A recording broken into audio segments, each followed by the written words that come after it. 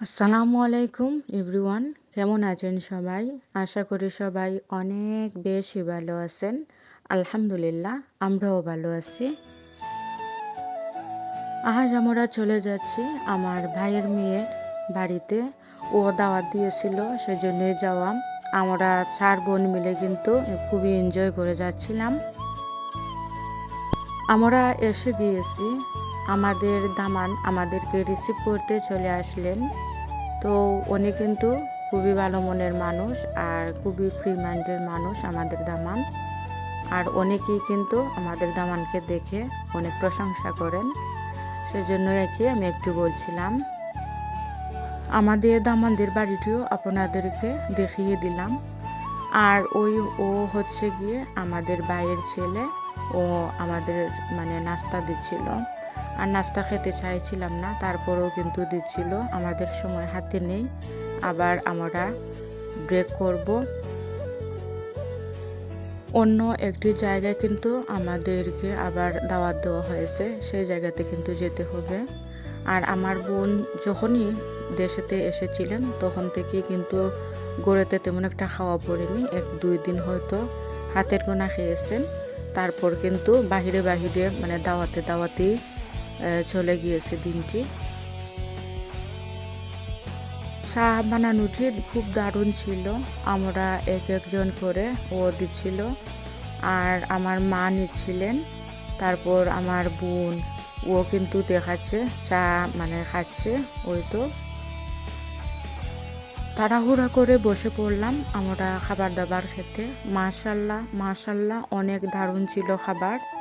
আর ওসবগুলোই তরকারি কিন্তু আমার ভাইয়ের মেয়ে রান্না করেছিল। ও আসলে তেমন একটা গড়ে থাকতে আমরা রান্নাপাতি করাতাম না। ও গিয়েছে শ্বশুর বাড়ি, এত মজার রান্না করতে পারতো আমি আসলে জানতামই না। আমার দামানদের মন কিন্তু অনেক ভালো মনের মানুষ, আর ও খুবই সুখে আছে। সবাই দোয়া করবেন এরকম করে যেন সারাটা জীবন পার হয়ে যায় আমার ভাইয়ের মেয়ের জন্য। আমরা খাবার দাবার খেয়ে বিদায় নিয়ে চলে যাচ্ছিলাম বিদায় নিয়ে। তো আপনাদেরকে বাড়িটাও দেখিয়ে দিলাম। এই তো আমরা চলে গিয়েছি, এখন চলে আসলাম গাজীনগর আমার বাড়িতে। তো আমার বাড়ি কিন্তু তেমন একটা আশা পড়ে নাই, আমার ভাসুরের বাড়িতে এসেছি।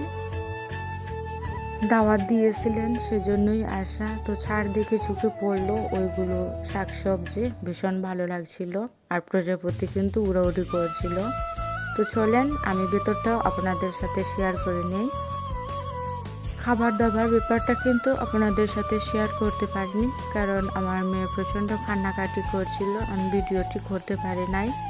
তো যাই হোক, টুকিটাকি কিছু শেয়ার করে নিচ্ছি আপনাদেরকে। আপনাদেরকে শেয়ার করলাম। এখন আপনাদের সাথে শেয়ার করব একটি গিফট। আমাদের 3 বোনের জন্য কিন্তু এই গিফটটি এসেছিল। আর বুরকাটা এত সুন্দর ছিল, আমার ভীষণ ভালো লেগেছিল এই কালারটা। আসলে এই কালারটা কখনো পরা হয়নি আমার।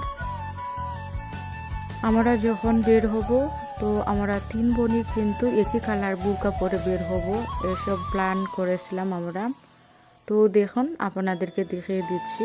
যিনি আমাদেরকে গিফট করেছিলেন ওনাকে অসংখ্য ধন্যবাদ ভাইয়া, অনেক ভালো লেগেছিল।